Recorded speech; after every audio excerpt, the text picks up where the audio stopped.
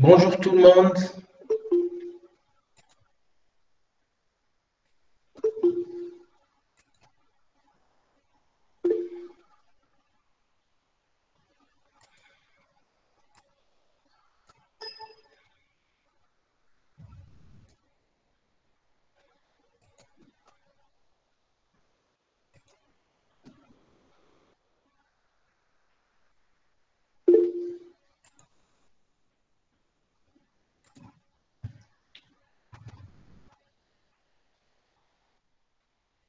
Vous m'entendez là? Donc,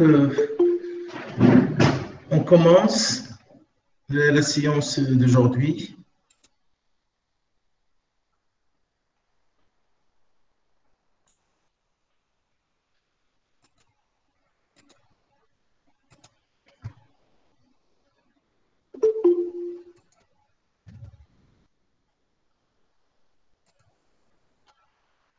Eh bien, je vais commencer par rappeler les propriétés du champ électrique et du champ et du vecteur excitation électrique. Les champs E et l'excitation électrique D, leurs propriétés à l'interface entre deux milieux.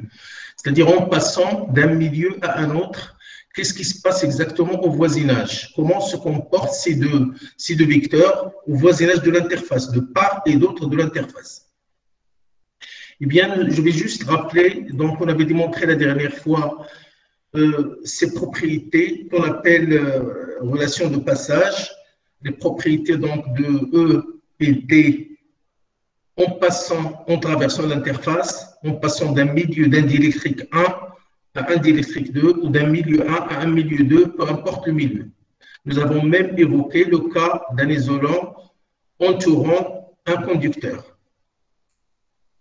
Les propriétés essentielles, ou bien la propriété essentielle qu'on avait trouvée, la première propriété est relative au vecteur excitation électrique.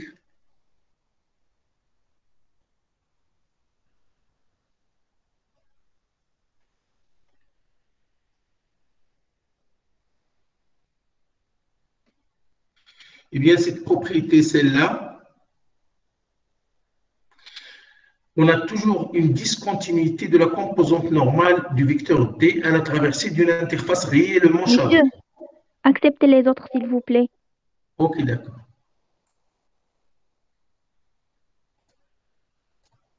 Merci.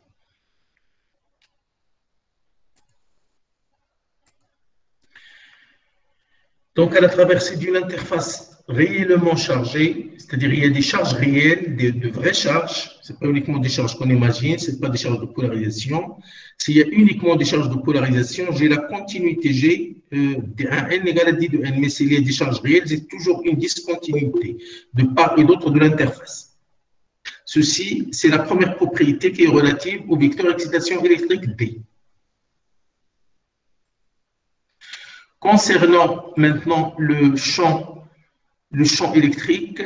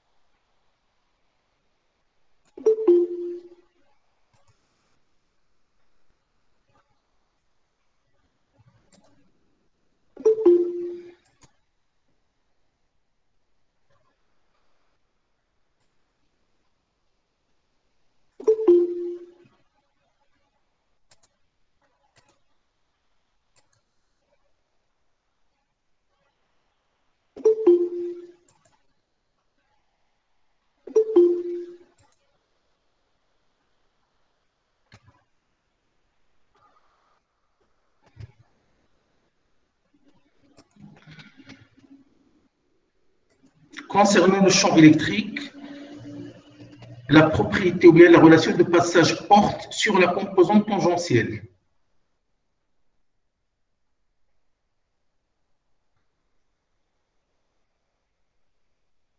Le vecteur excitation électrique, pour le vecteur excitation électrique, la relation de passage porte sur la composante normale.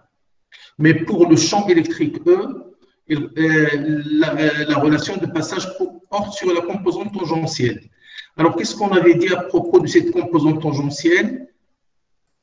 Qu'est-ce qu'on avait dit à propos de cette composante? C'est qu'on a toujours continuité de la composante tangentielle, du champ E. On a toujours continuité de la composante tangentielle, c'est-à-dire on a toujours égalité de cette composante de part et d'autre de l'interface. C'est ce qui est illustré ici. Donc, vous voyez, vous avez E1 qui appartient au milieu 1, E2 qui appartient au milieu 2. On est au voisinage de l'interface. Je vais traverser de l'interface 1 à l'interface 2. Donc, qu'est-ce que je dois dire à propos de la composante tangentielle? J'ai toujours continuité. Si jamais vous avez un champ, par exemple, qui est dirigé comme ça, un champ qui est dirigé comme ça, si jamais donc quelqu'un représente ou bien le champ E2 par cette flèche-là, alors là, c'est faux. Si vous projetez, vous n'allez pas trouver égalité. Donc, la vraie configuration est celle-là, ou toute configuration dans l'extrémité de E sur cette normale. Donc, toutes ces configurations sont vraies, sauf celle-là, elle n'est pas physique. Ce n'est pas une configuration physique.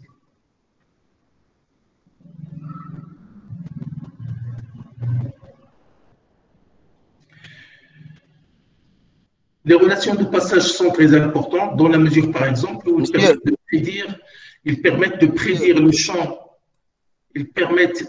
le champ électrique au voisinage d'un conducteur.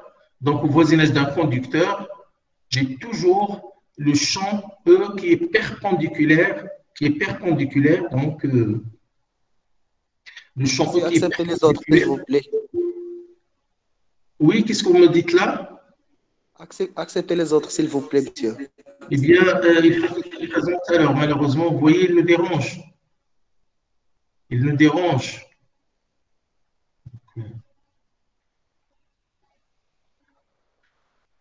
Très difficile de se concentrer donc avec les gens qui n'arrivent pas à l'heure. Je suis désolé. Bon. Ça ne s'arrête pas. Ces gens-là, moi, je les note. Je les note. Voilà. Donc, comme ça, c'est des gens qui ne respectent pas l'horaire. Bon, j'espère que.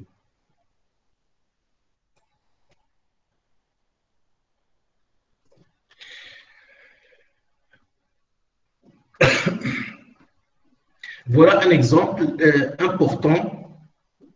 Pourquoi, au voisinage d'un conducteur, j'ai toujours le champ E qui est perpendiculaire? La réponse est simple, c'est que sa composante tangentielle… La composante tangentielle égale à 0. Exactement, c'est parce que la composante tangentielle doit être égale à 0. La composante tangentielle doit être la même de part et d'autre. Dans le conducteur, les deux composantes, que ce soit tangentielle ou normale, du champ E sont nulles, car le champ E est nul. Donc, pourquoi le champ E1 est perpendiculaire au conducteur? C'est parce qu'il est obligé d'avoir une composante tangentielle égale à celle du champ E2. Il est obligé d'avoir la même composante tangentielle.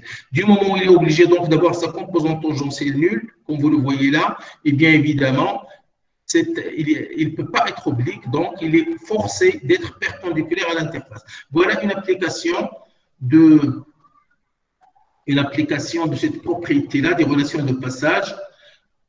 On va le voir en étudiant les guides d'onde que cette propriété trouve beaucoup d'applications dans la conception des guides d'onde.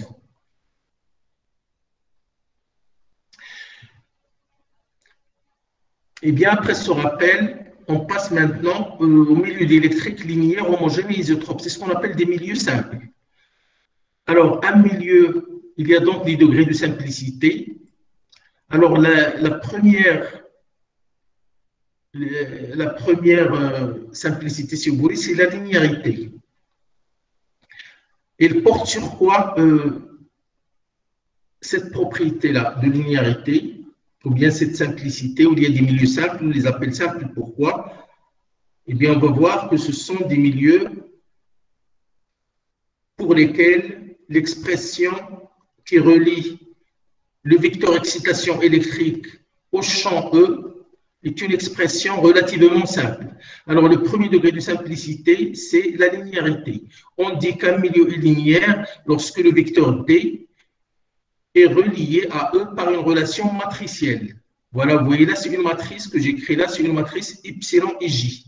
Epsilon et J, ça s'appelle, c'est la matrice que vous voyez là, c'est la matrice des permittivités. C'est la matrice des permittivités. Donc, vous avez le vecteur D avec ces trois composantes. Je peux écrire ceci comme ça. Le vecteur D, je peux l'écrire soit sous cette forme-là, égal à la matrice des permittivités epsilon et J, fois le champ E. Ce que vous voyez là, c'est les composantes du champ E, ce que vous avez vu en maths. Donc, j'ai toujours les trois composantes du premier vecteur qui sont reliées aux autres composantes du second vecteur, aux composantes du second vecteur par une relation matricielle. Par exemple, pour avoir dx, c'est quoi dx? Est-ce que vous pouvez me dire c'est quoi dx? La composante suivant X. Très bien, mais comment l'exprimer en fonction des composantes de E?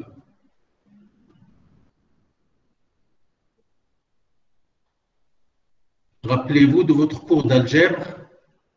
Vous avez donc dx, c'est epsilon x fois ex plus epsilon xy fois ey plus epsilon xz fois ez, et ainsi de suite, donc pour les autres. Vous avez donc dx, il est égal à cette ligne, au produit de cette ligne par ce vecteur.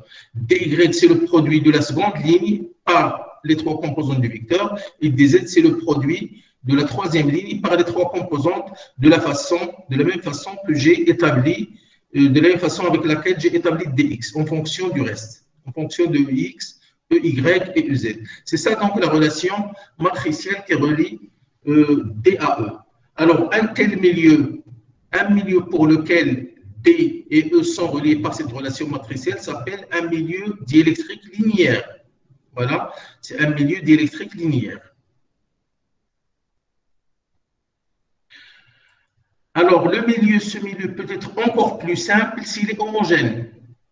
Eh bien, s'il est homogène, vous avez donc un milieu linéaire peut aussi être homogène. Eh bien, s'il est homogène, vous avez epsilon xy qui est égal à epsilon yx. Donc, vous avez la même chose. De part et d'autre de la diagonale, vous avez la même chose. Donc, vous avez aussi epsilon xy qui est égal à epsilon xz. Epsilon yz qui est égal à epsilon zy. Donc, qu'est-ce qui reste alors? Bien, cette matrice, cette fois-ci, je l'appelle matrice symétrique. Alors, pour un milieu homogène, quelle est la définition d'un milieu homogène? De point de vue matrice de permittivité, donc en évoquant la matrice des permittivités. Autrement dit, quelle est la forme de la matrice des permittivités pour un milieu homogène? C'est qu'il est symétrique. C'est qu'il est symétrique. Donc, pour un milieu homogène, donc, la matrice est symétrique. Et en maths, vous avez une propriété, c'est que toute matrice symétrique est diagonalisable. Elle est donc diagonalisable. Donc, il est possible alors de trouver un système de coordonnées qu'on appelle le système principal, ou bien un système de coordonnées principal, suivant donc, dont la base est formée par les vecteurs propres. Ça, je pense que vous l'avez vu en maths. Et cette fois-ci, la matrice est diagonalisable. Donc, toute matrice symétrique est diagonalisable. Donc, la matrice d'un milieu linéaire homogène est une matrice diagonale. Quand on se met dans la base des vecteurs propres. C'est ce qui est écrit ici. Pour un milieu homogène, la matrice epsilon est symétrique, c'est-à-dire les epsilon ij est égal à epsilon gi. Donc, mathématiquement, il est diagonalisable. Et dans la base des vecteurs propres, les composantes des vecteurs E désatisfont cette relation. Alors, cette fois-ci, donc, vous avez dans la direction X, vous avez uniquement epsilon 1. Dans la direction Y, vous avez la permittivité, c'est epsilon 2. Et dans la direction Z, c'est epsilon 3. Et cette fois-ci, quelle est la relation qui relie le vecteur D au vecteur E, c'est simple. D1, c'est epsilon 1 fois E1 fois EX. Là, c'est E1, c'est X. Mettons là dx, dy, dz, ex, ey, ez. Donc, D1, ou bien dx, c'est epsilon x fois ex, tout simplement, plus 0 fois E2, plus 0 fois E3. Donc, et la relation qui relie les deux premières, ou bien la première composante de D et la première composante de E, et celle-là, c'est une relation simple. D1 est égal à epsilon 1 fois E1, D2 epsilon 2 fois E2, D3 epsilon 3 fois E3. Voilà ce qu'on obtient.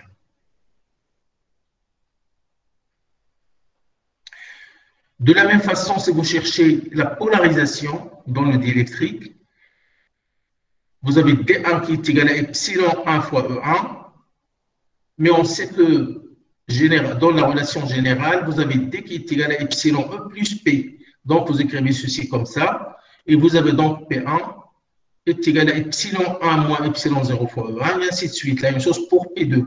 Donc là, c'est la relation générale, et là, c'est la relation d'un milieu qui est linéaire homogène.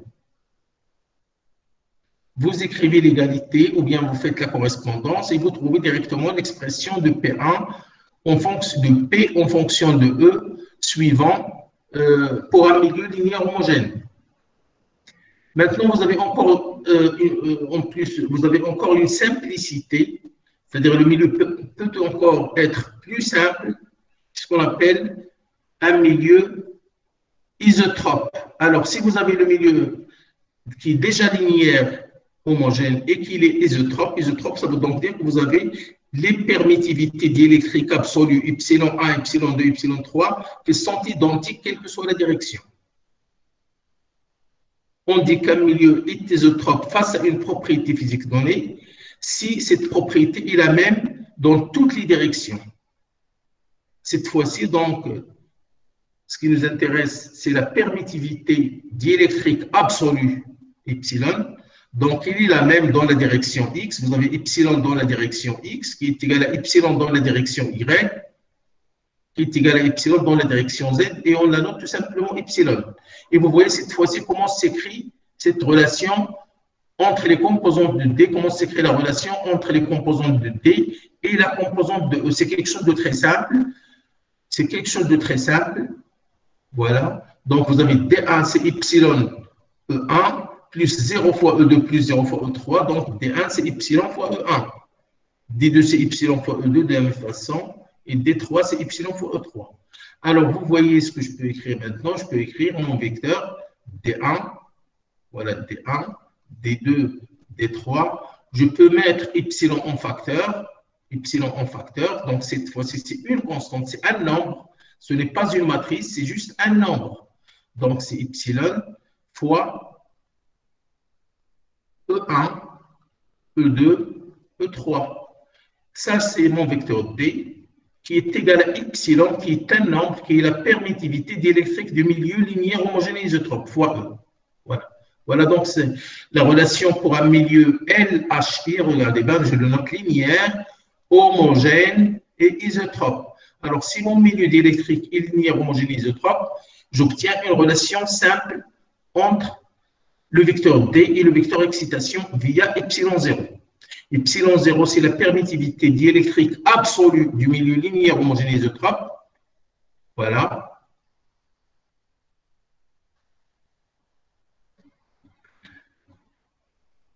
Voilà, cette fois-ci, epsilon, c'est un nombre, tout simplement, c'est juste un nombre.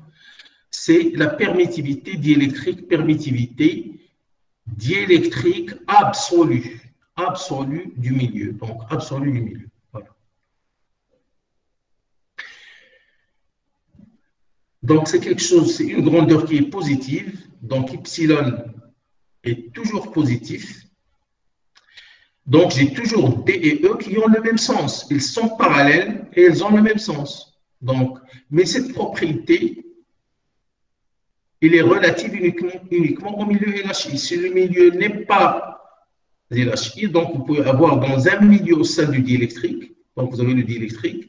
Si le diélectrique est non LHI, S'il n'est pas linéaire homogène isotrope, vous pouvez avoir le vecteur D dans cette direction et le vecteur E, voilà, dans celle-là.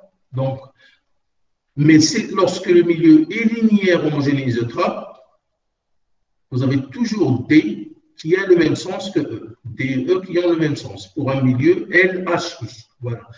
Effectivement, c'est une relation de la forme, c'est-à-dire le vecteur D est obtenu par multiplication scalaire, par une multiplication d'un scalaire par le vecteur E. Ce scalaire n'est rien d'autre que la permittivité diélectrique. Voilà. Donc, pour un milieu non LHI, vous pouvez avoir un D qui n'est pas parallèle à E.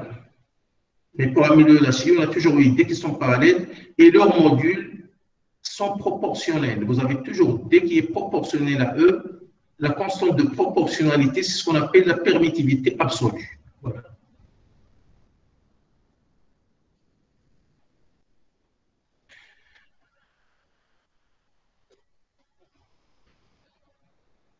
Pour comparer avec le vide, pour un milieu LHI, je peux toujours comparer sa permittivité avec celle de vide. C'est pour cela que j'écris epsilon du milieu, je l'écris sous la forme de epsilon 0 fois epsilon R.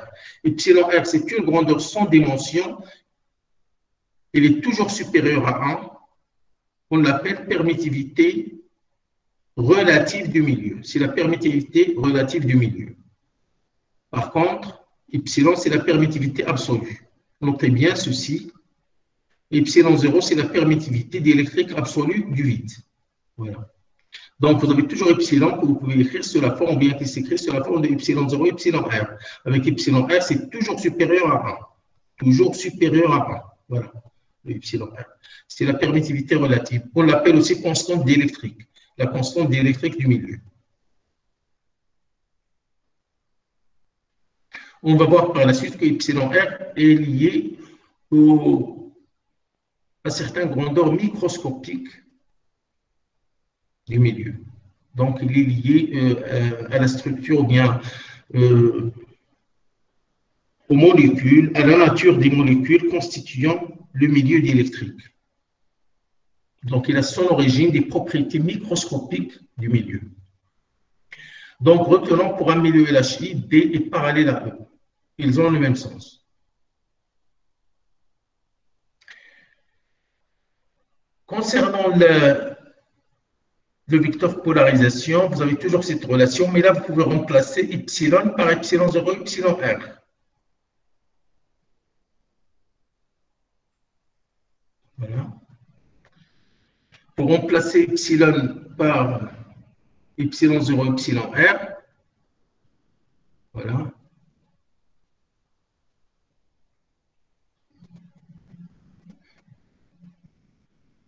Epsilon moins epsilon 0, c'est donc epsilon 0 fois epsilon R moins 1.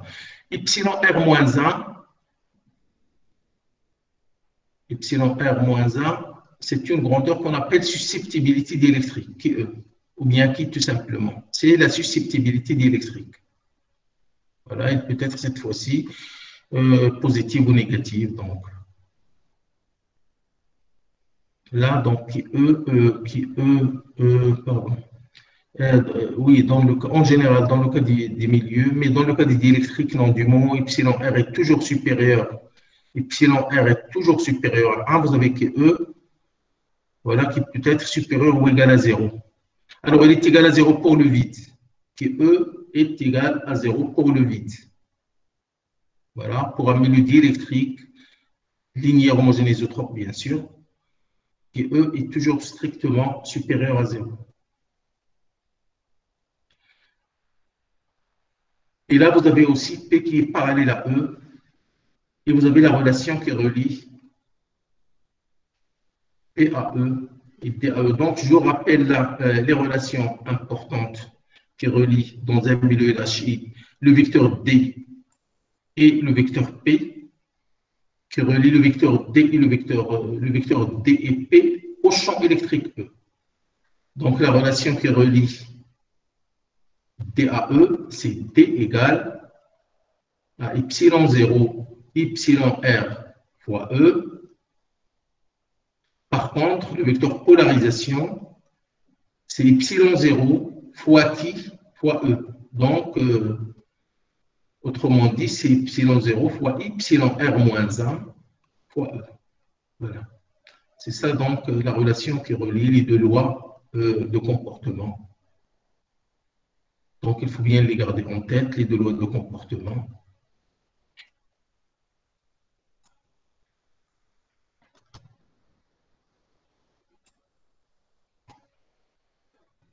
Bien, pour fixer les idées,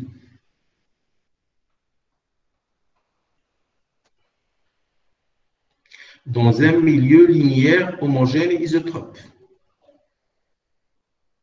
vous avez D qui est égal à epsilon 0, epsilon R fois E. E, c'est le champ total. E, c'est le champ total. Et vous avez P, le vecteur polarisation, c'est qui E, epsilon 0 fois E total. Et c'est quoi qui E? C'est epsilon R moins 1. Voilà, c'est une grandeur qui est toujours qui est strictement supérieure à 1 pour un milieu d'électrique. Qui E, c'est la susceptibilité d'électrique. Qui E, c'est la susceptibilité d'électrique. Qui E, c'est la susceptibilité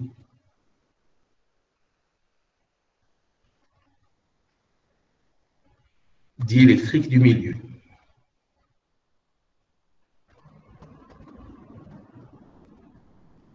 Par contre, epsilon R, c'est la permittivité diélectrique relative du milieu. Eh bien, quel milieu? Le milieu doit être, pour pouvoir parler de qui E et de epsilon R, le milieu doit être un milieu LHI. Sinon, un milieu qui n'est pas LHI, ça n'a aucun sens de parler de epsilon R. Autrement dit, dès que vous trouvez dans un problème, dès qu'on vous parle de epsilon R ou de qui E, sachez que vous avez un milieu LHI, même si on ne vous le dit pas. Même si ce n'est pas dit clairement dans l'énoncé du problème, dès que vous voyez epsilon R, sachez qu'il s'agit d'un milieu linéaire, homogène et isotrope. De la même façon pour la susceptibilité. Voilà, c'est ça donc les deux relations qu'il faut retenir pour un milieu LHI ou bien qui le caractérise. Ceci dit, même si le milieu LHI, la relation générale est toujours vraie. Vous avez toujours D qui est égal à epsilon 0 E total plus P, c'est toujours vrai, quel que soit le milieu. Quel que soit le milieu, LHI ou non, vous avez cette relation qui est vraie. Et si le milieu est un milieu linéaire homogène isotrope, vous avez ces deux relations-là qui sont restreintes au milieu LHI. Voilà.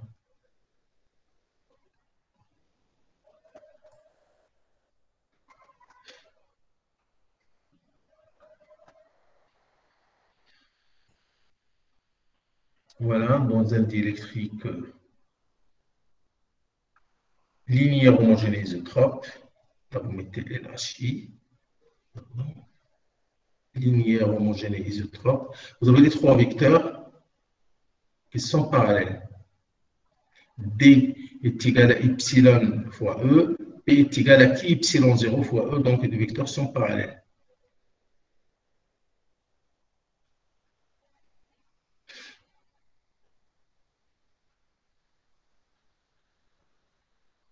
Maintenant, quelles sont les équations locales pour un milieu LHI? Pourquoi un milieu LHI est des milieux simples? Pourquoi il est des milieux simples?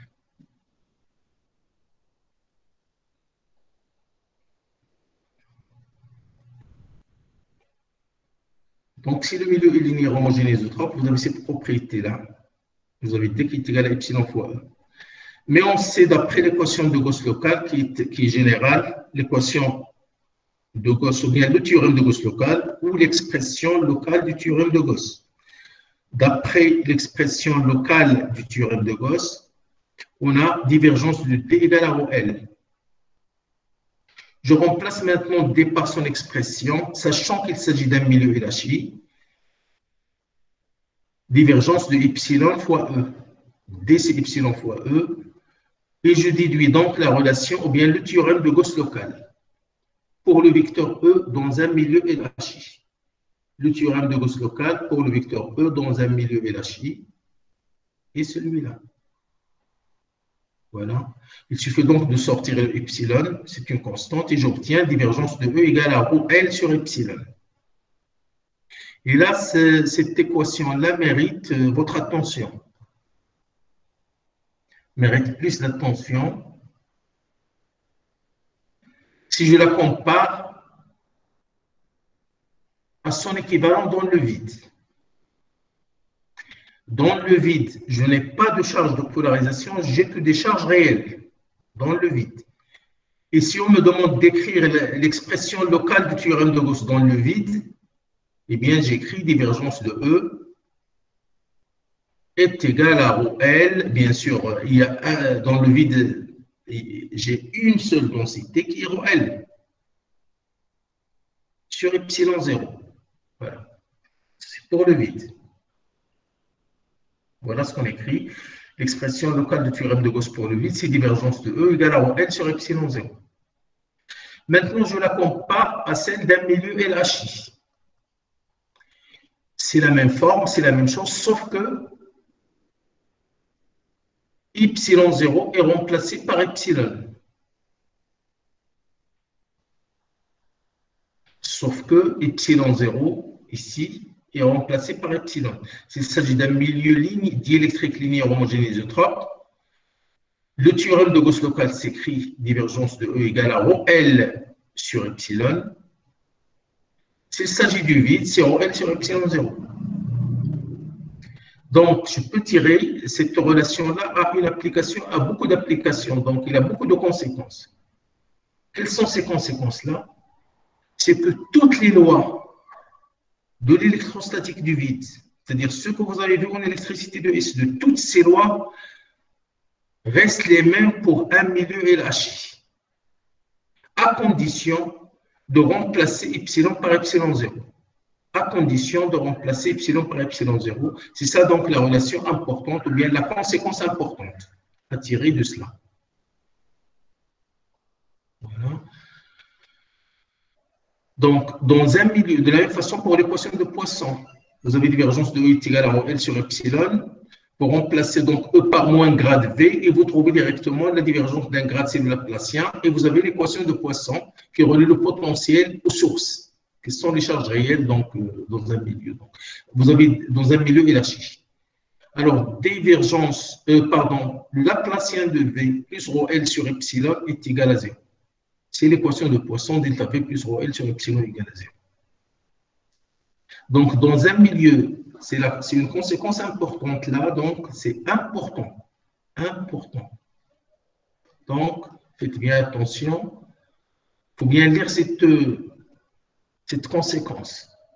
Dans un milieu LHI, toutes les lois de l'électrostatique du vide restent valables à condition de remplacer la permittivité epsilon 0 du vide par celle du milieu. C'est-à-dire, genre, au lieu de epsilon 0, je multiplie epsilon 0 par epsilon R.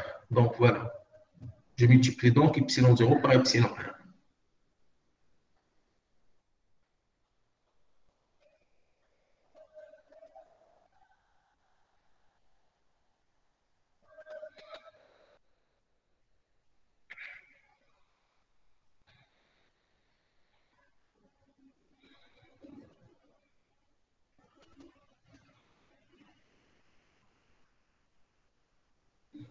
Et là, on va citer, avant de passer, donc, avant de passer à autre chose, eh bien, je vais concrétiser cette propriété-là, donc celle qu'on vient de voir.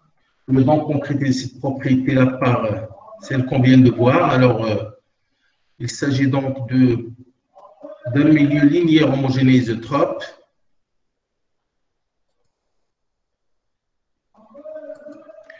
Il s'agit d'un milieu linéaire homogène isotrope. Donc, vous avez la loi de Coulomb, par exemple, la loi de Coulomb. La loi de Coulomb, c'est la loi qui donne l'interaction entre deux charges ponctuelles Q1 et Q2. Voilà. Quelle est la force qui s'exerce entre la force d'interaction entre ces deux charges? Donc, charge ponctuelle, vous avez F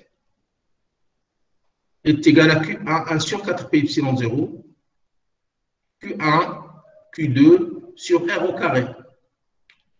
Voilà, c'est ça donc la force fois U, un certain vecteur unitaire.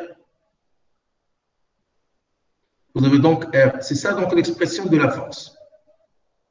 Si maintenant vous placez vos charges dans un milieu diélectrique, si vous placez vos charges dans un milieu diélectrique, l'expression de la force devient très compliquée. Donc maintenant, dans le vide, si les charges sont placées dans le vide, eh bien la relation est simple, vous la voyez, c'est la loi de Coulomb pour des charges placées dans le vide. Si maintenant mon système est placé, ou bien les deux charges sont placées dans un milieu diélectrique, là vous avez donc un milieu diélectrique, quelle est l'expression de la force d'interaction entre les deux charges? Eh bien, On change epsilon par epsilon, on change epsilon 0 par epsilon. D'accord, si le diélectrique est linéaire homogène isotrope. Mais s'il n'est pas linéaire homogène isotrope, à ce moment-là, la force est compliquée. Voilà, il est compliqué. Il a une expression qui est compliquée. Sauf si le milieu est linéaire homogène isotrope. Donc, c'est une expression qui est complexe. Ce n'est pas facile. Sauf que lorsque le milieu est LHI. Si le milieu est LHI, à ce moment-là, je multiplie ici par epsilon R. Voilà. C'est bon? Donc, pour un diélectrique LHI, c'est très simple.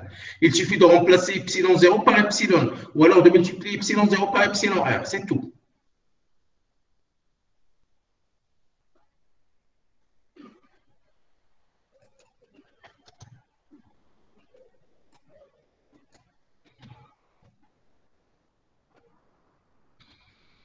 Et là, vous allez me dire, généralement, pour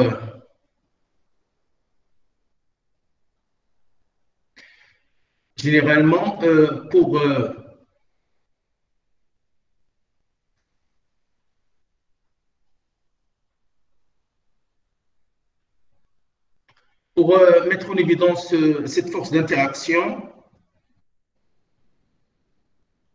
là, on a deux pendules avec deux boules métalliques chargées. Donc là, vous avez Q1 et Q2. Si vous avez la même charge Q, vous avez toujours quelque chose comme ça, un écartement alpha. Voilà, vous avez un écartement. Voilà, vous avez CQ positif, donc vous avez une force de répulsion entre les charges. Voilà, vous avez une force de répulsion et vous avez donc un écartement.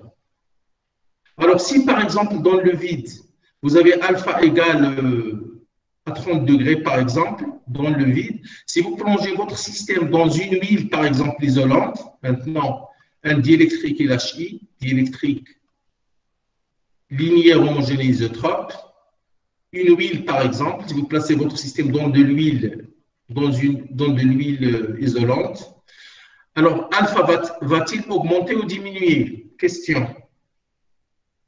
Est-ce que l'écartement va diminuer ou augmenter?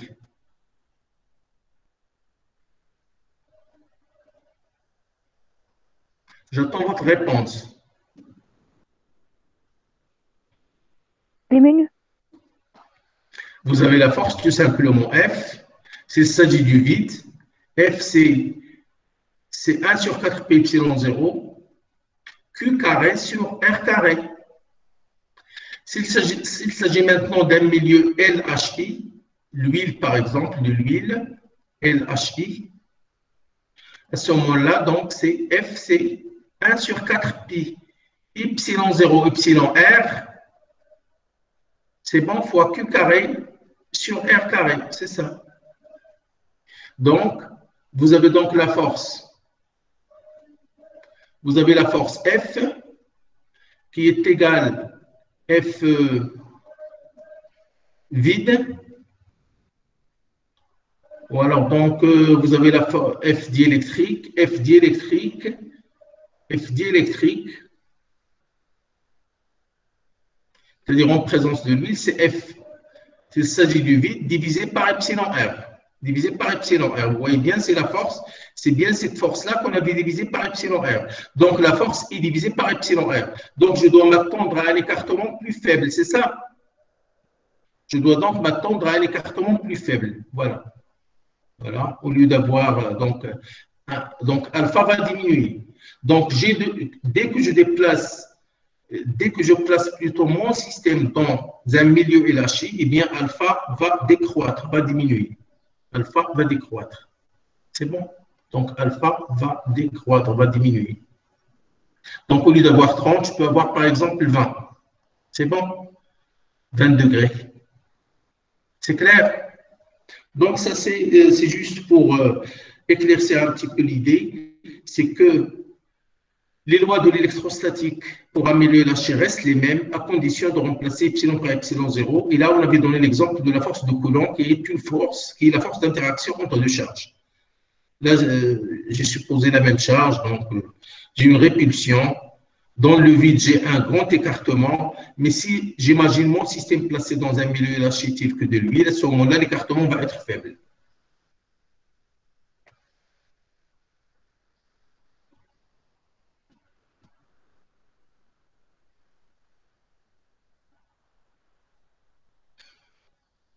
Voilà, c'est le cas que j'ai cité ici, donc force de Coulomb. Et maintenant, comme application, théorème de Gauss. Donc, comment s'exprime le théorème de Gauss pour un milieu linéaire homogène isotrope? Le théorème de Gauss pour le champ E. Pour le champ E.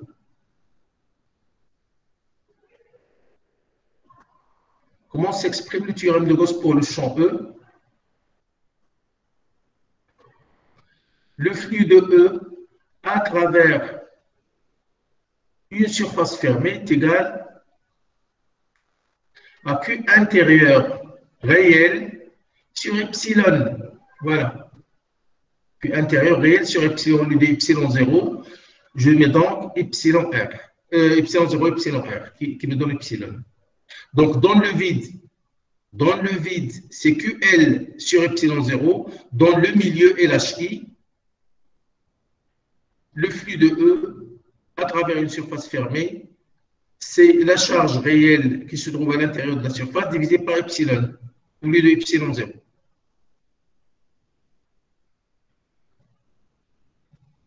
C'est bon, vous avez des questions?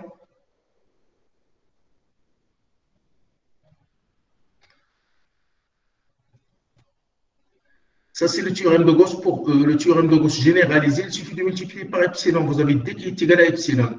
Vous avez toujours le flux de D à travers toute surface fermée, c'est la charge réelle qui se trouve à l'intérieur. Voilà. Et là, on a équivalence. Il suffit de remplacer D par epsilon fois E. Et là, vous avez le théorème de Gauss pour le champ E. Donc, je répète que le point de départ est le théorème de Gauss généralisé, c'est-à-dire pour le vecteur D.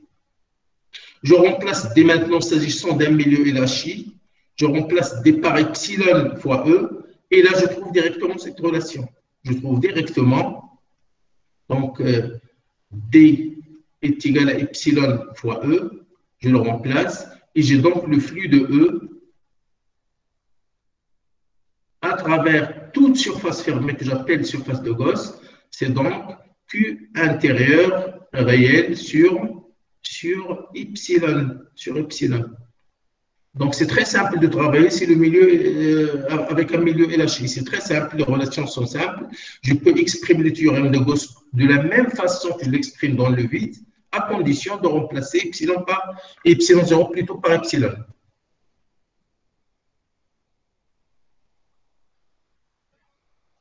C'est bon, je pense qu'on a dit l'essentiel sur ces milieux LHI. Et on va continuer donc à voir d'autres propriétés essentielles de ce milieu, de ces milieux LHI plutôt.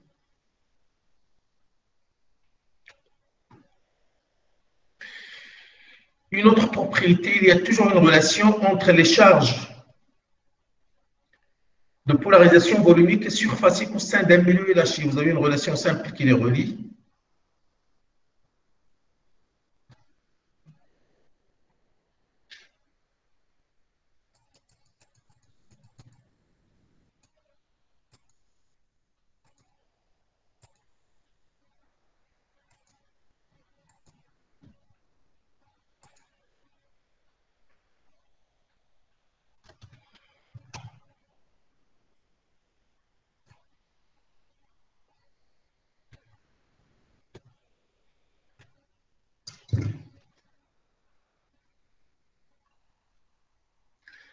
Alors, la relation simple dans un milieu élaché,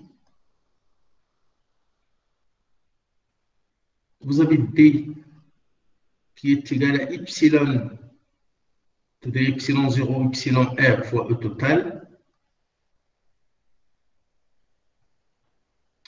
Et vous avez le vecteur polarisation qui est égal à epsilon 0. Au lieu de epsilon, c'est epsilon R moins 1. Fois E total, c'est ce qu'on appelle le QE. Donc, vous pouvez remplacer epsilon R moins 1 par QE, c'est qu'on voulait P, c'est epsilon 0 QE fois E total. Si maintenant j'élimine E total entre les deux relations, qu'est-ce que je vais trouver? Je vais donc avoir E total qui est égal à P sur epsilon 0, epsilon R moins 1. Voilà, en partant de cette relation, voilà ce que j'obtiens. Le total, c'est P sur epsilon 0, epsilon R moins 1. Et maintenant, en éliminant ET dans la relation 1, qu'est-ce que je vais avoir? Je vais donc avoir D sur epsilon 0, epsilon R. Je simplifie par epsilon 0.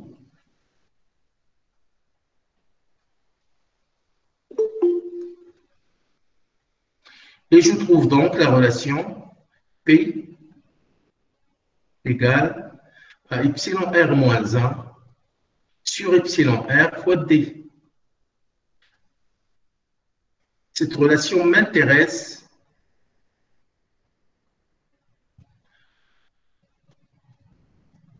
si je cherche la relation qui relie les charges de polarisation volumique aux charges de polarisation volumique réelle, aux charges plutôt volumiques réelles.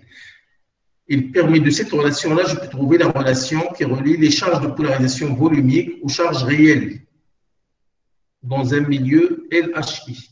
Bien sûr, à chaque fois que vous voyez epsilon R, sachez qu'il s'agit donc, il ne faut pas attendre à ce qu'il y ait quelqu'un qui vous dit, faites attention, c'est un milieu LHI, automatiquement, c'est un milieu LHI. Dès que vous voyez epsilon R figurer dans un énoncé, donc, sachez qu'il s'agit d'un milieu LHI, même s'il n'est pas indiqué. Donc, j'insiste sur ce fait.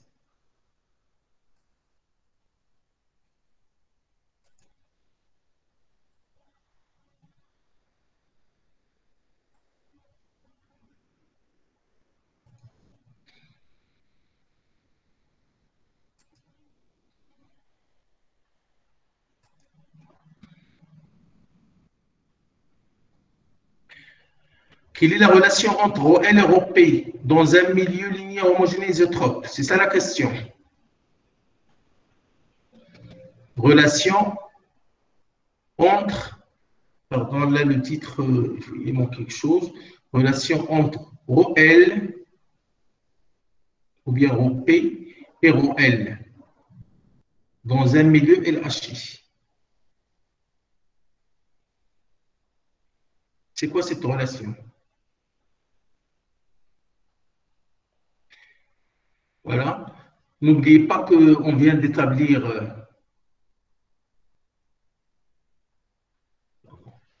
la relation P égale à epsilon R moins 1 sur epsilon R fois D.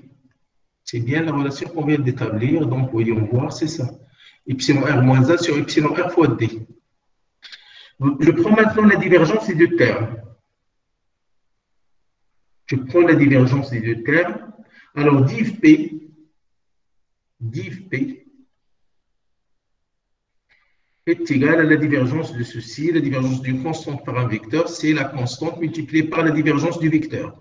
Epsilon R moins 1 sur epsilon R fois divergence de D. C'est quoi divergence de P? Moins Quelle est rho la... C'est Moins rho L. moins rho P. Moins rho P, c'est pas rho L. ici, Moins moins rho P. rho P. Très bien, c'est moins rho P. Voilà.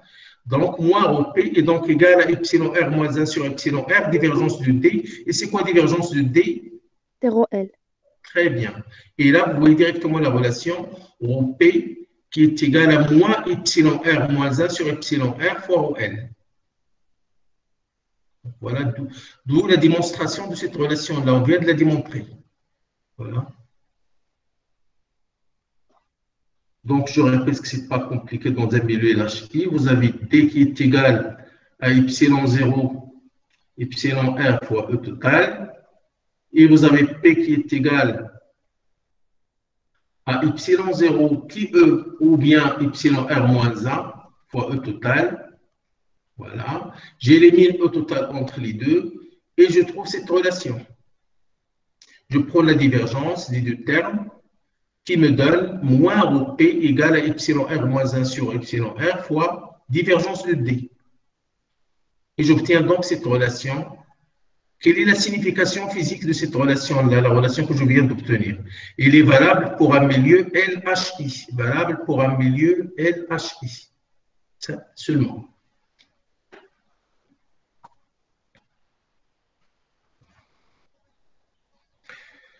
Donc, c'est très important. C'est une relation qui est importante. Monsieur, Oui? s'il vous plaît, acceptez les autres. حيت عندهم مشكل ديال الكونيكسيون ملي كتبدا الحصه هما كيبقاو يدخلوا ما كتبغيش تدخل ليهم. Ok, d'accord. Ok, d'accord. Merci.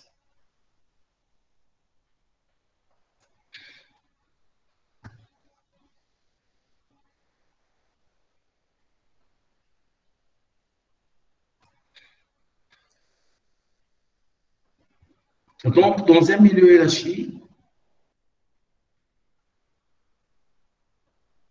non chargé réellement, donc vous n'avez pas de charge. Localement, vous n'avez pas de charge réelle. J'ai un milieu LHI sans charge réelle. Sans charge réelle. Je n'ai pas de charge réelle du tout. Supposons que les charges réelles, je vais maintenant mettre les charges réelles en rouge, les charges de polarisation en bleu, par exemple. Alors, un milieu LHI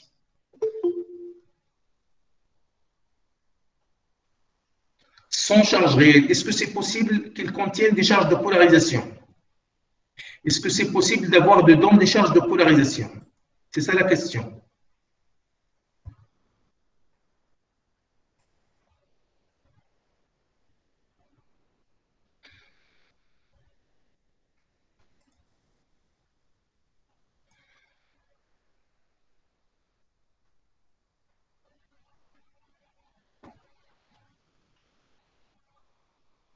Question. J'ai un milieu LHI sans charge réelle. Je n'ai pas de charge réelle, elle est en volume. Est-ce que c'est possible d'avoir des charges de polarisation? C'est un milieu polarisé. Je le place dans un champ E0 polarisant. Donc, normalement, il est polarisé. Diélectrique, polarisé. Diélectrique, polarisé. Est-ce que c'est possible d'avoir des charges de polarisation volumique? Non. S'il n'y a pas de charge réelle, je ne peux pas avoir des charges de polarisation. Pourquoi? Parce que le milieu est un milieu LHI. Voilà, donc charge de polarisation volumique, charge plutôt réelle, en rouge c'est réel, donc en bleu je vais mettre, donc voilà. Donc dans un milieu LHI, vous avez toujours à côté de chaque charge réelle, vous avez à côté des charges de polarisation. Bien sûr, en résonant sur le système équivalent. En résonant sur le système équivalent dans le vide. Là, vous avez une charge réelle, vous avez à côté une charge de polarisation qui est de signe contraire. C'est ça donc la signification de cette relation-là. Je ne peux jamais avoir dans un milieu non chargé réellement des charges de polarisation volumique, jamais. Vous devez toujours grouper, et c'est local. Quand on parle de densité de charge, c'est local. On est au niveau d'un point donné, ou bien dans un élément de volume, du diélectrique linéaire homogène isotrope polarisé, il est polarisé, il y a des dipôles, mais dans le système équivalent, je ne peux avoir de charge de polarisation en l'absence de charge réelle. C'est ça donc la signification de cette relation, elle est importante.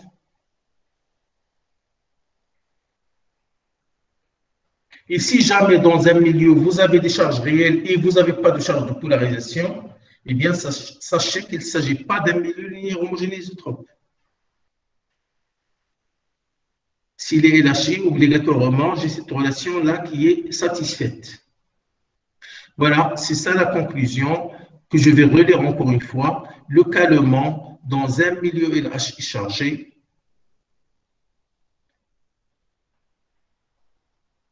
les charges de polarisation et les charges réelles sont de signes opposés. Ça, c'est une première conclusion. Une seconde, c'est qu'un diélectrique linéaire homogène isotrope localement neutre et polarisé ne peut porter que des charges de polarisation surfaciques. Parce qu'en volume, si ρL est égal à 0, automatiquement ρP est égal à 0. Donc, s'il est polarisé, les charges sont obligatoirement des charges surfaciques. Parce qu'en volume, il n'y a pas de charge de polarisation en l'absence de ρL. Bien sûr, le milieu étant un milieu LHI. Donc, un diélectrique linéaire homogène isotrope, localement neutre, c'est-à-dire ρL est égal à 0, je polarise ce milieu, des charges de polarisation se développent, mais pas en volume, jamais en volume, c'est juste en surface. Pourquoi? Parce que ρL est égal à 0.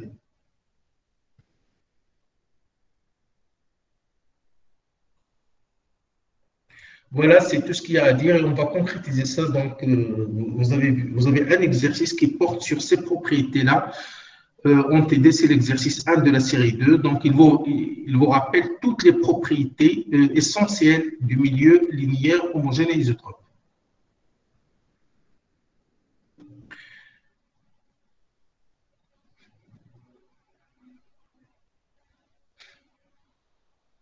Maintenant, on passera à autre chose, à l'énergie électrostatique en présence de diélectrique.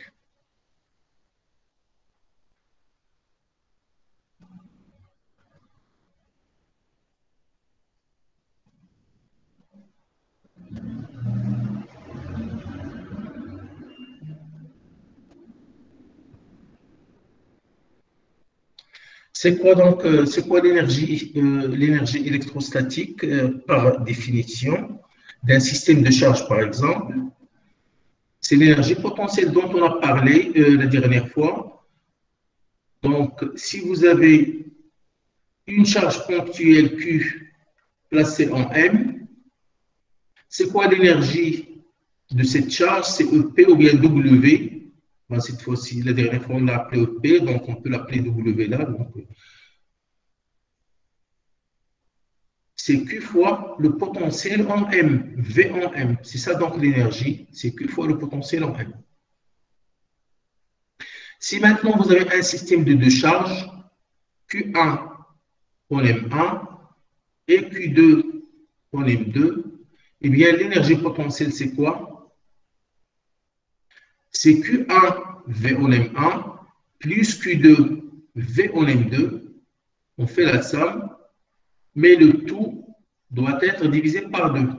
Donc, c'est 1/2 fois. C'est ça. Il y a le 1/2. Donc, vous avez une interaction cette fois-ci qu'il ne faut pas compter doublement. C'est pour cela qu'on divise par 2.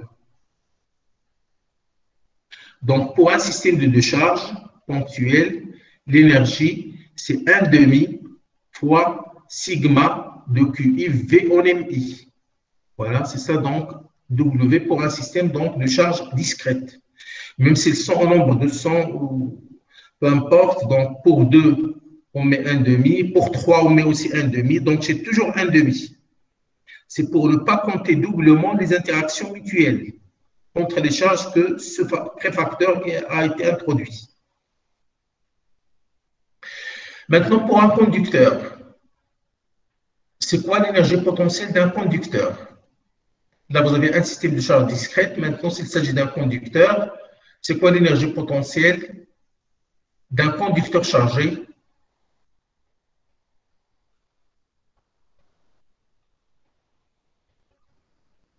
Vous avez donc un conducteur qui porte une charge Q, conducteur, et qui est soumis au potentiel V, donc qui est au potentiel V. C'est quoi son énergie? W, c'est 1 demi sigma, mettons dQi, ou bien au lieu de sigma, je vais parler maintenant, ou bien sigma dQi, VMI. Cette fois-ci, VMI, c'est tout simplement V parce qu'un conducteur, c'est un volume équipotentiel. Tous les points du conducteur sont au même potentiel. Le même potentiel, donc V de MI, je l'écris simplement égal à V parce qu'il est le même pour tous les points du conducteur, que ce soit en volume ou en surface. Voilà, V est donc constant, je le mets à l'extérieur, c'est 1 demi fois V, et sigma dQi, c'est tout simplement la charge Q. C'est la charge Q du conducteur. C'est la charge Q du conducteur. Donc, c'est 1 demi, donc W pour un conducteur, c'est 1 demi V fois Q. Voilà, c'est 1 demi V fois Q.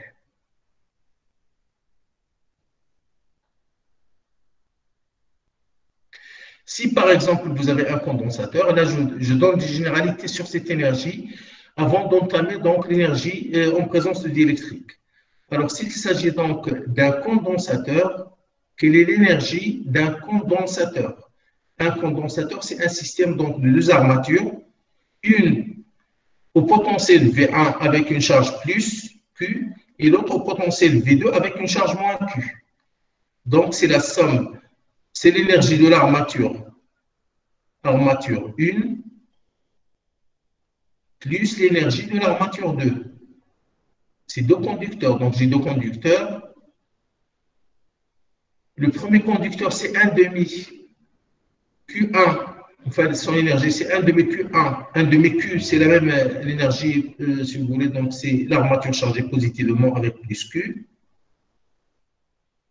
Voilà, c'est plus Q.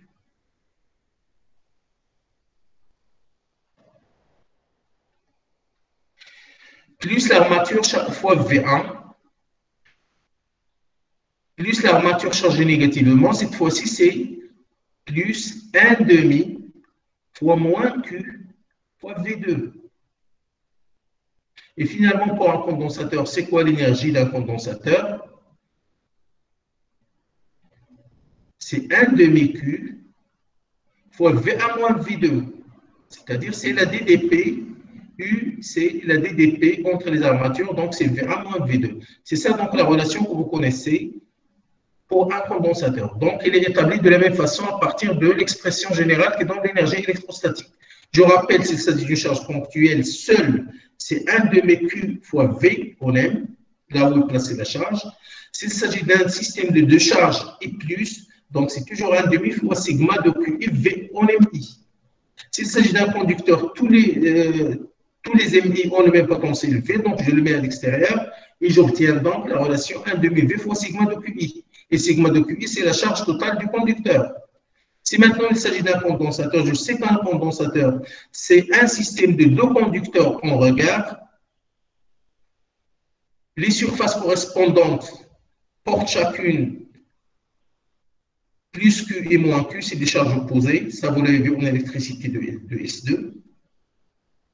Et l'énergie du condensateur, c'est l'énergie qui est relative à la charge des armatures, c'est-à-dire les surfaces qu'on regarde. Vous avez donc 1 demi Q V1 plus 1 demi moins Q V2 pour l'armature 2, sachant que V2 est inférieur à V1, bien sûr. C'est pour cela qu'il développe ici des charges négatives. Il développe des charges négatives. Et vous avez finalement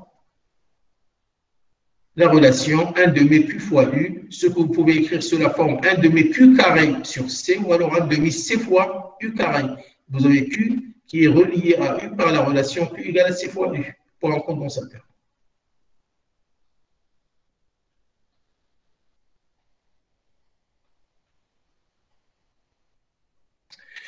Je reviens maintenant au monde électrique après ce rappel.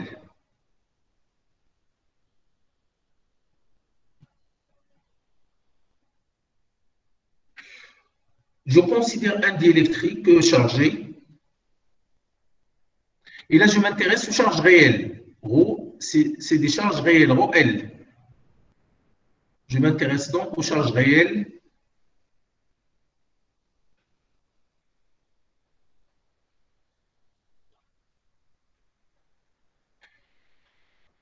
L'énergie du diélectrique, c'est 1/2 intégrale sur le volume du diélectrique. Taux diélectrique, c'est le volume du diélectrique. De dQ fois V, c'est l'intégrale de dQ fois V. Si vous voulez, ça revient à la somme de V fois dQ. Ça revient à cela. Donc, du moment où il s'agit maintenant d'un système qui est continu, donc je remplace dQ par Rho fois d taux. Donc, c'est dQ fois V.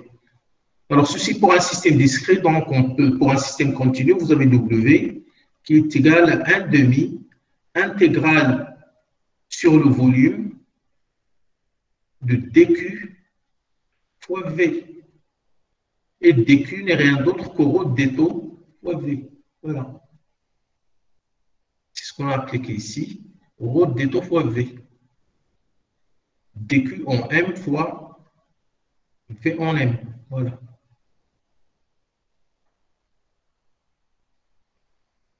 J'intègre sur le volume du diélectrique, c'est-à-dire sur ce volume-là.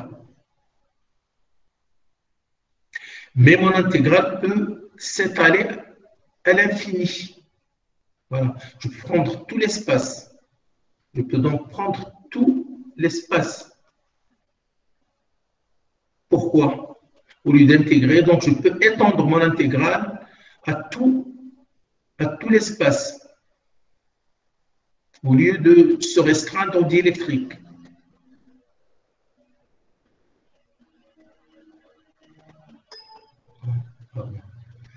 Oui, je serai obligé de... Bon, j'espère que... On sera peut-être obligé de relancer, on va voir.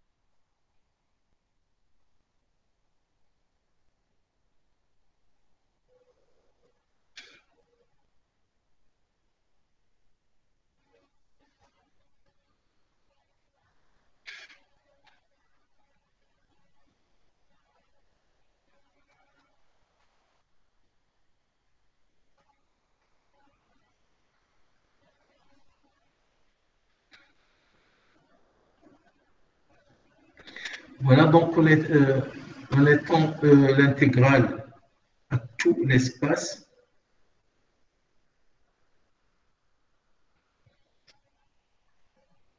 je vais prendre une nouvelle page, comme ça, ce problème ne se répétera pas.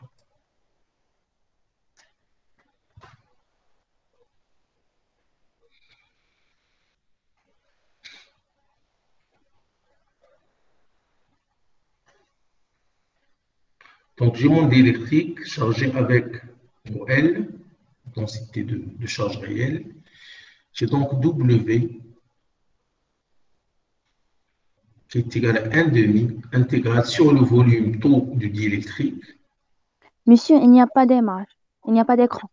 Pardon, excusez-moi, oui. Excusez-moi.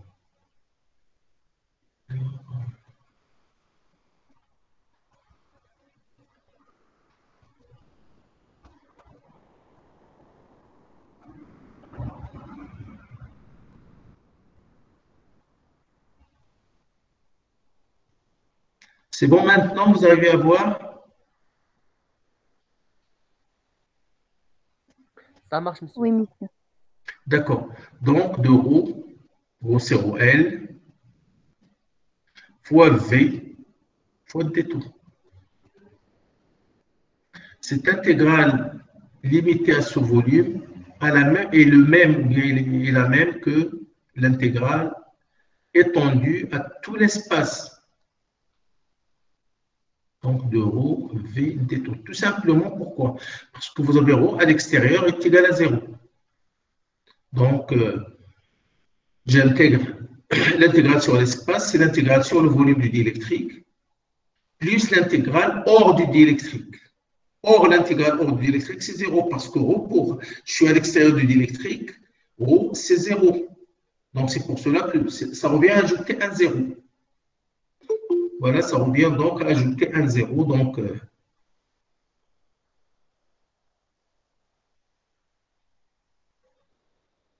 et maintenant, pour évaluer cela,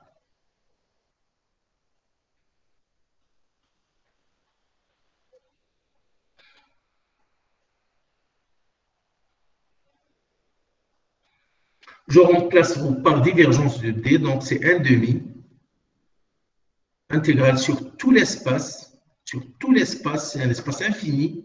C'est la grande sphère. C'est la grande sphère de l'espace. Et le diélectrique se trouve uniquement à l'origine de l'espace, si vous voulez. Donc, je remplace ρ, s'agissant de ρ, je la remplace par divergence de D. V, je mets ici V fois divergence de D, d tout. Voilà, c'est ce qu'on obtient. Et là, on a une relation divergence de V fois D, ou bien divergence de F. V, c'est une fonction scalaire et D, c'est un champ de vecteurs. Divergence de V fois D, c'est V divergence de D plus D scalaire grade V.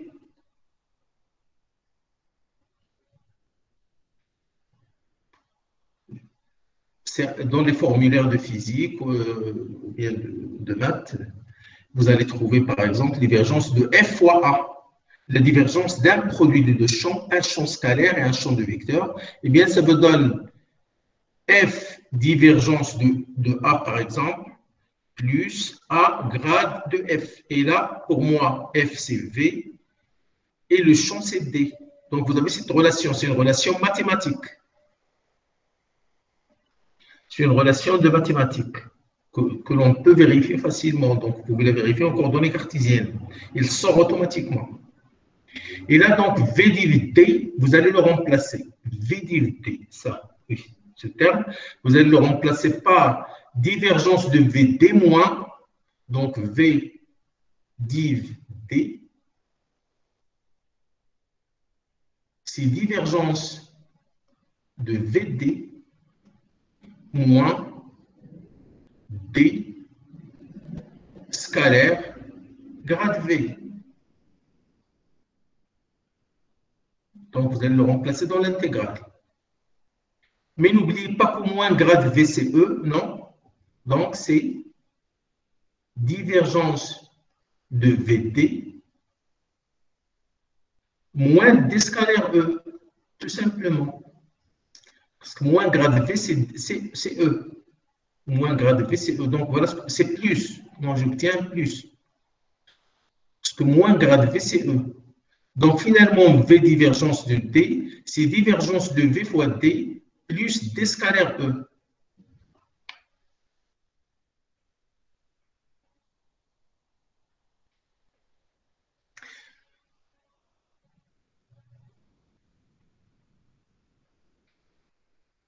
Eh bien, c'est ce que vous avez là.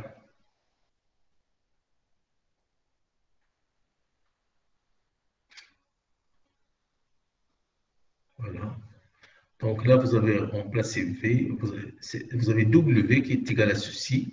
Ceci est remplacé par cette expression qui fait, ou bien qui met en évidence, ou bien qui fait intervenir le champ E.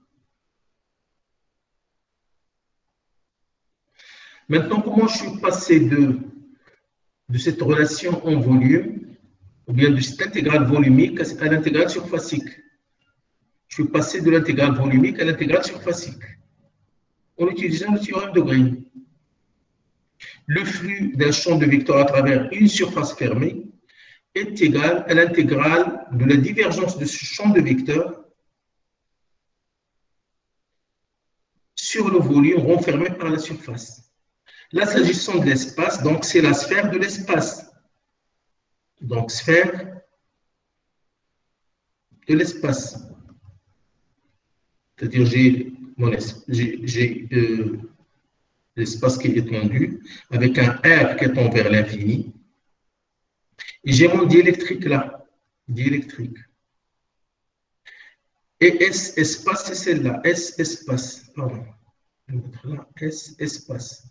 C'est-à-dire, c'est la sphère, l'espace, la plus grande sphère avec un rayon qui tend vers l'infini. Eh bien, c'est exactement ce que vous avez là.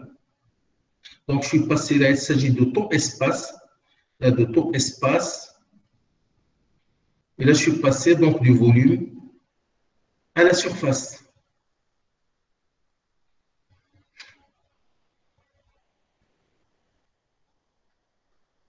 Maintenant, comment se comporte V? Le potentiel, vous savez qu'il se comporte en 1 sur R.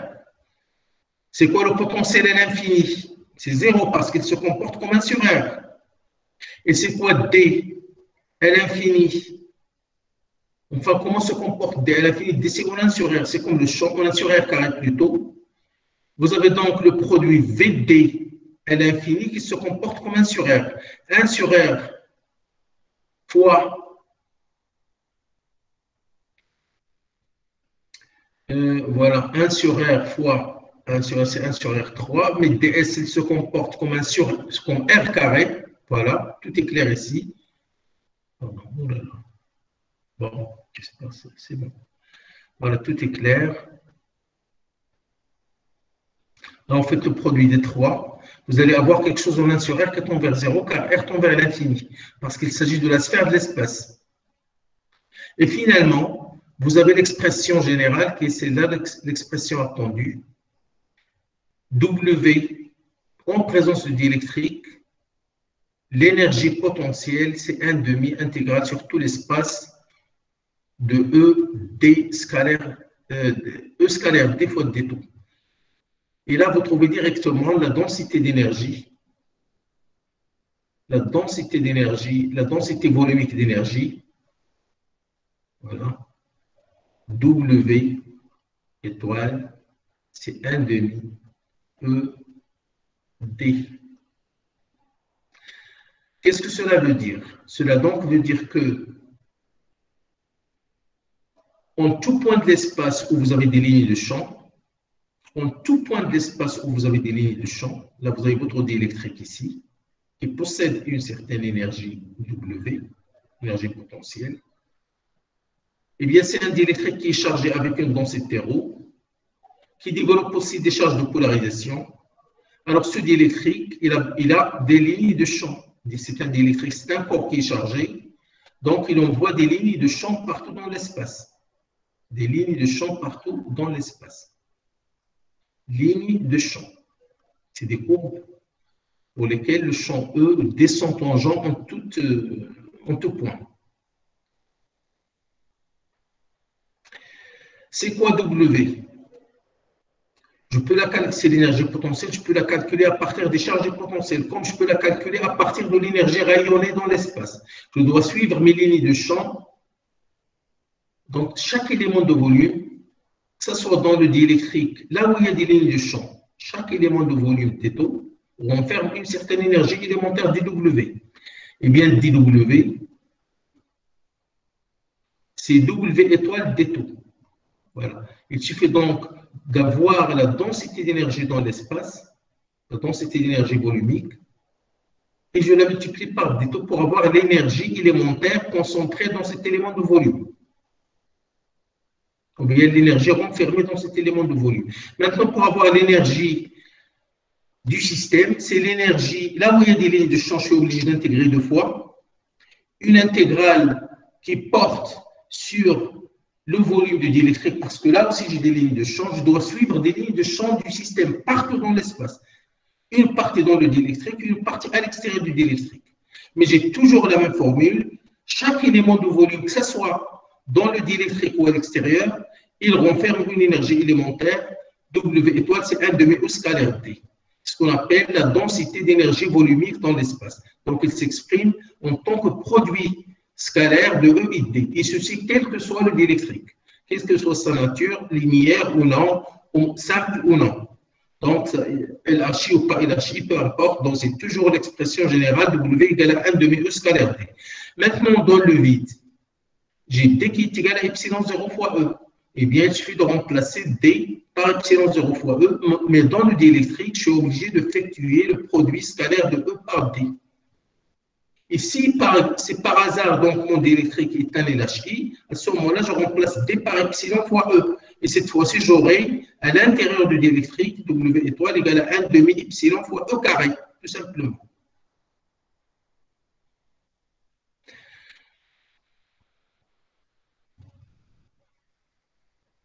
Voilà, c'est ce qui est expliqué ici. En tout point de l'espace, j'ai la densité d'énergie volumique, c'est 1 demi E scalaire T. Si le diélectrique est un milieu LHI, je remplace D par epsilon fois E et j'obtiens donc 1 demi epsilon fois E carré de D tout. Voilà.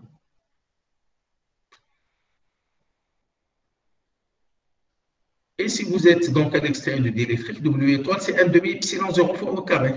Parce que la relation qui relie D à E dans le vide, c'est epsilon 0 fois E. D est égal à epsilon 0 fois E.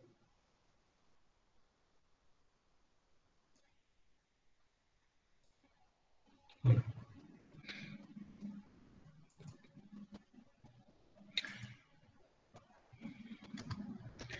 Un exemple.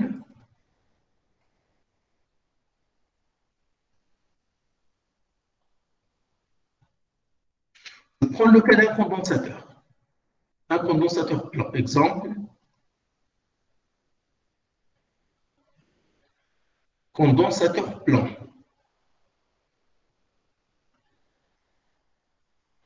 Alors, vous savez tous qu'un condensateur plan est formé de deux armatures. L'armature 1 avec une charge positive Q, portée au potentiel V1, et l'armature 2 portée au potentiel V2 et porte la charge négative. Vous avez le champ qui est toujours dirigé des charges positives vers les charges négatives. Vous avez E.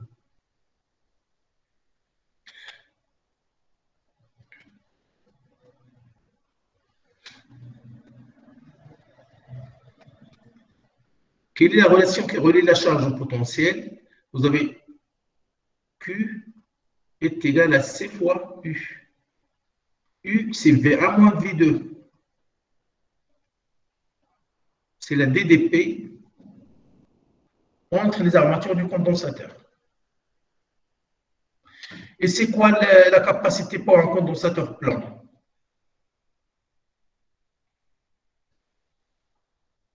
C'est S est la surface des armatures et E, ou bien mettons H, mettons H, ou bien mettons H. H, l'écartement entre les armatures. Vous avez C est égal à epsilon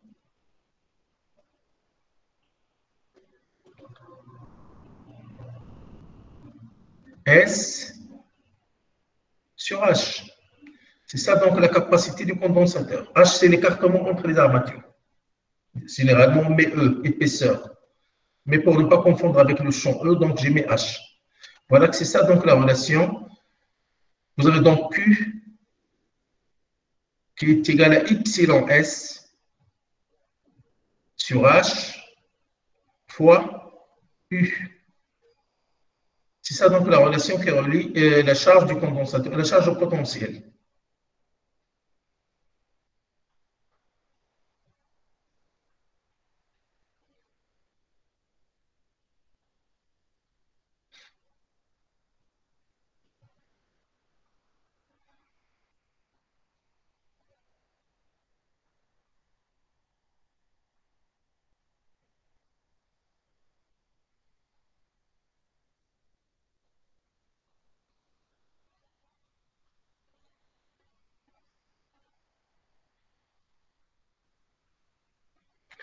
Comment calculer l'énergie de ce condensateur?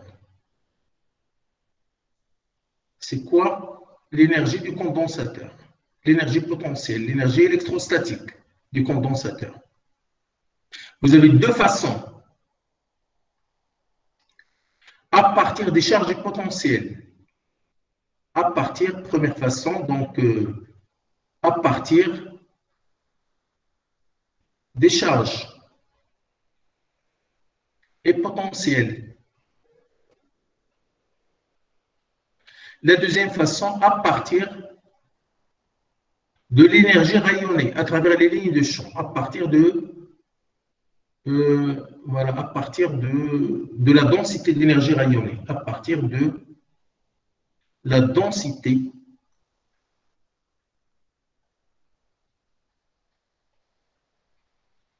W rayonnée dans l'espace.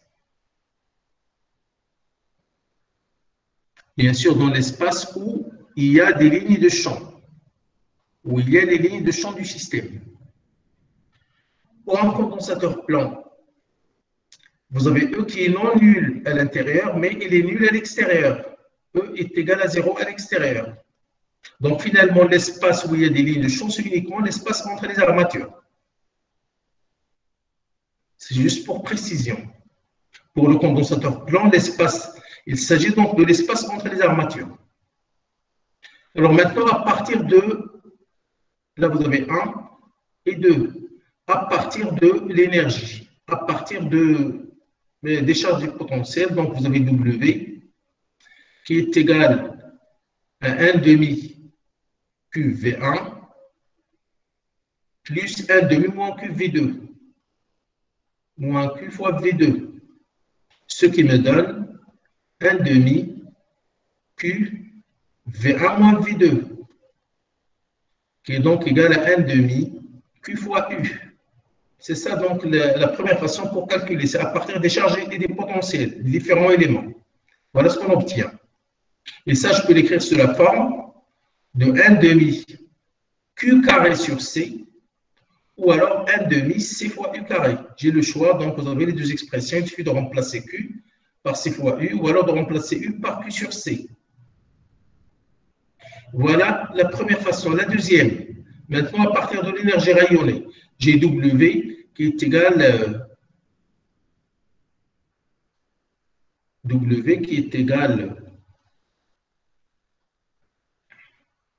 à l'intégrale sur l'espace, cette fois-ci sur l'espace de W étoile d taux. Je sais que W étoile, c'est 1 demi E scalaire D. Juste à titre de rappel. Mais W étoile est nul à l'extérieur. Pourquoi vous avez E qui est égal à 0? Donc W étoile est égal à 0 à l'extérieur du condensateur. À l'extérieur du condensateur. Pourquoi? Parce que j'ai E car E est égal à 0, car E est égal à 0 à l'extérieur. C'est pour cela donc que j'ai mis W étoile est égal à 0 à l'extérieur. Finalement, ce qui reste alors à calculer, c'est à l'intérieur. Donc W est donc égal à W étoile d taux. Cette fois-ci, juste à l'intérieur. Espace entre armatures, espace inter-armature, ou bien entre les armatures, inter-armature. C'est-à-dire cet espace-là. Parce qu'à l'extérieur, je n'ai pas de ligne de champ. Je suis obligé de suivre des lignes de champ partout là où ils sont rayonnés dans l'espace. Et dans le cas du condensateur plan, ils ne sont rayonnés que dans l'espace entre les armatures.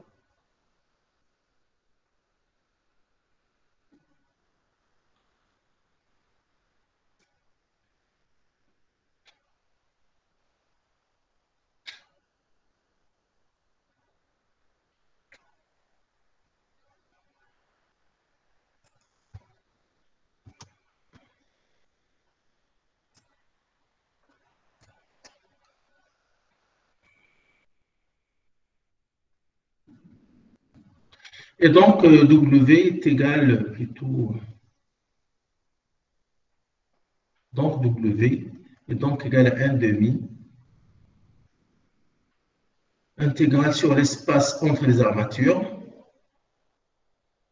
de 1 demi fois epsilon au carré. Parce qu'il s'agit d'un milieu linéaire, je suppose là que le milieu est linéaire, j'ai parlé de epsilon. Donc, automatiquement, c'est un milieu LHI. Donc, c'est le milieu LHI. J'ai parlé de epsilon ici. Epsilon n'est défini que pour un milieu LHI en tant que constante diélectrique, ou bien que permittivité diélectrique absolue.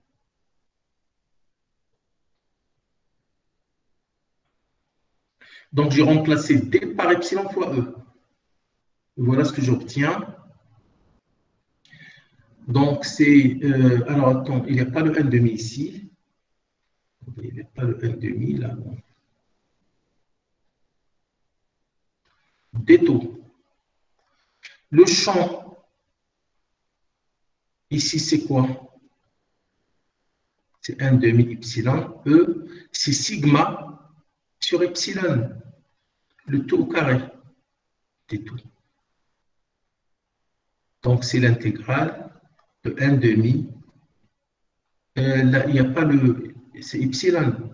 Epsilon au carré. 1,5. Donc là, je simplifie par epsilon, ce qui me donne sigma carré sur epsilon d tout. Donc, c'est 1,5.